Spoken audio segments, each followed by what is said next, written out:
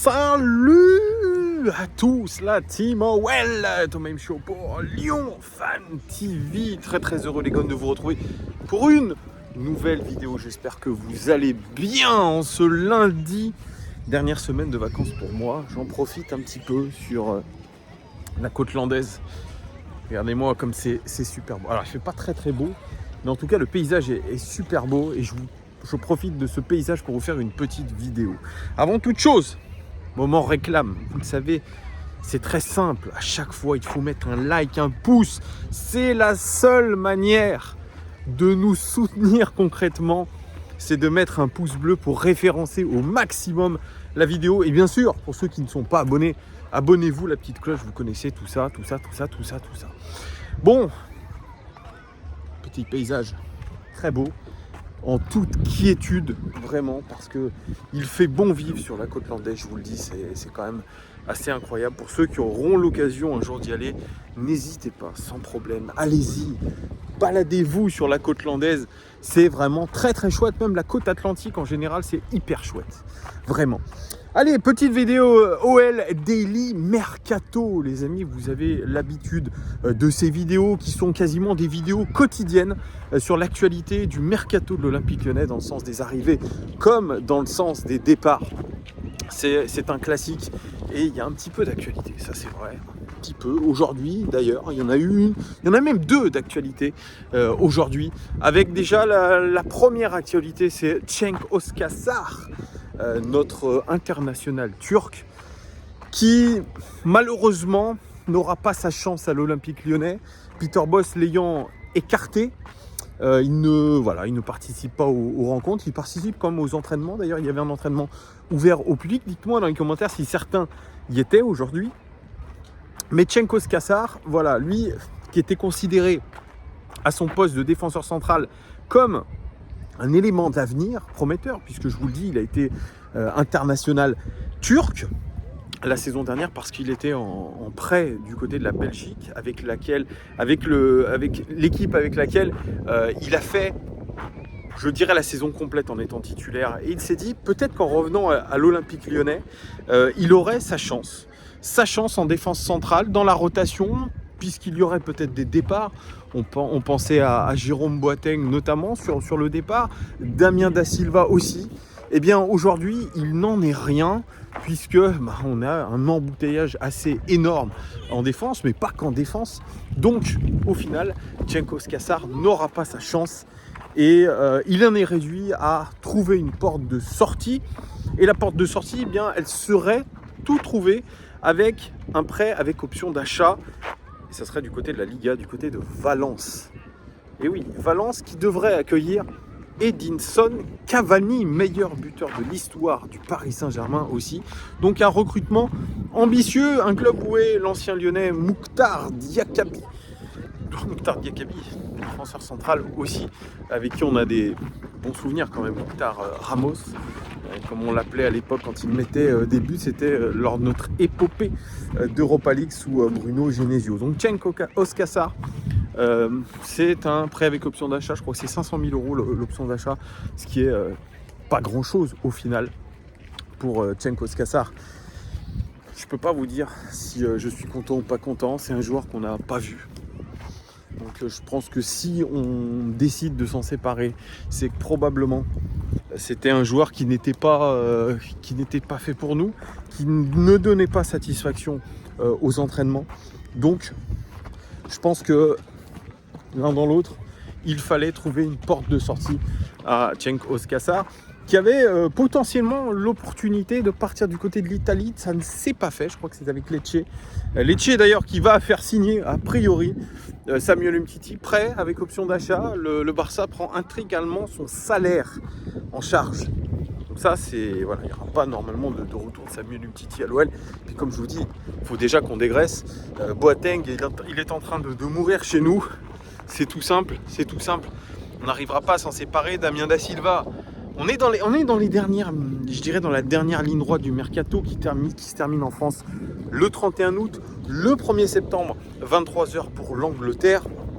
Dites-moi en commentaire ce que vous pensez de Cenk Özkaçar et de ce prêt avec option d'achat. Est-ce que vous êtes déçu ou pas? Voilà. Vous avez le droit de me le dire pour ceux qui l'ont suivi un petit peu l'année dernière en Jupiler League. Et puis deuxième info, et non des moindres, on pensait que plus le temps passait et plus on allait avoir un Paqueta qui resterait à l'Olympique Lyonnais.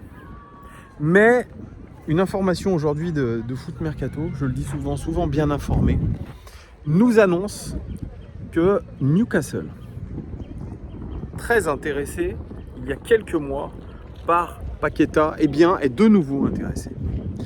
Ils ont même fait de Paqueta une priorité en cas d'échec dans le dossier James Maddison, le meneur de jeu international anglais de Leicester. Ça va être compliqué apparemment à manœuvrer pour Newcastle, pour James Maddison. C'est une énorme somme d'argent qui est demandée par Leicester. Il y a des grosses prétentions. Et donc la piste numéro 2, elle mène à Lucas Paqueta. Elle n'a jamais été vraiment fermée, cette piste, puisque Newcastle s'est très vite intéressé à Lucas Paqueta. On le sait, ils sont sous pavillon saoudien, ils ont énormément d'argent. Il n'y a pas de souci de ce point de vue-là. Et puis, il y a aussi un argument de choix pour Paqueta à Newcastle. C'est son grand ami, son meilleur ami, Bruno Guimaraes, qui est en train d'exploser du côté de Newcastle, qui fait un début de saison tonitruant et qui vraiment est en train de mettre les Magpies, les fans des Magpies à ses pieds. Vraiment, c'est le cas de le dire. Donc, Paqueta pourrait, contre un chèque de 50 ou 60 millions d'euros, rejoindre les Magpies. Actuel 6e de Première Ligue, l'équipe entraînée par Eddie Howe, qui a fait franchement un match exceptionnel contre Manchester City, 3 buts partout. Mais quel niveau! Je l'ai vu ce match et c'est pour ça qu'on aime et que j'aime la Première Ligue. C'est parce que il y a un niveau, un engagement, une technicité, une passion qui est sans commune mesure. Et moi, j'ai vu une très très belle équipe de Newcastle, vraiment emmenée par un Alan Saint-Maximin des grands jours qui se donne un objectif Coupe du Monde. Et ça serait mérité s'il continue sur cette lancée, parce que vraiment, j'ai vu une très belle équipe. Une équipe organisée en 4-3-3 avec un milieu de terrain donc composé de Bruno Guimaraes et dedans le joueur anglais de 23 ans, Joe Willock. Et c'est peut-être à cette place-là que voudrait le mettre Eddie Howe.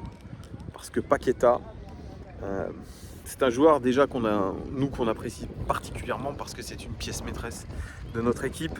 Et c'est un élément, un facteur X qui peut vous faire changer le cours d'un match. Changer le cours d'un match. On peut dire ce qu'on veut de Paqueta, mais c'est notre meilleur joueur. Donc ça nous ferait du mal de le laisser partir, sachant qu'il faudrait se retourner. On est dans la dernière ligne droite. Je pense qu'il y aura une offre pour Paqueta. Ça me semble complètement ubuesque de ne pas avoir d'offre pour Lucas Paqueta. Lucas Paqueta, c'est notre meilleure valeur marchande, je dirais, sur le marché des transferts. Lui se pose des questions. Et il a raison, et quand il voit que son... Désolé, il y a l'enfant qui pleure derrière. Quand il voit que son pote Bruno Guimaraes, il est en train de s'éclater du côté de l'Angleterre et de Newcastle, mais il a peut-être envie de le rejoindre. Et peut-être, vous savez, ça joue beaucoup quand même, ça joue beaucoup. Il pleure beaucoup ce petit. Et il se rapproche de moi, donc je vais partir à l'opposé. Vous savez, ça compte beaucoup, on l'a vu avec Lacazette, on l'a vu avec Tolisso. Les amis... franchement, sont des bons médiateurs, sont des bons lobbyistes pour une arrivée dans un club. Donc là, probablement que Bruno Guimaraes, il doit faire son petit travail de sape pour pouvoir shipper Lucas Paqueta à l'Olympique Lyonnais. Donc 50-60 millions d'euros, ça part, c'est évident. Comment sera réinjecté l'argent? On ne sait pas. Ça va considérablement changer la fin de mercato de l'Olympique Lyonnais. On sait aussi que Manchester City était sur le coup.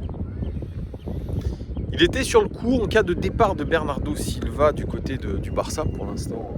Bernardo Silva est à Manchester City. Il a fait un fantastique match contre Newcastle. Il a marqué un but, notamment un très très beau but sur cette passe non moins fantastique de Kevin De Bruyne.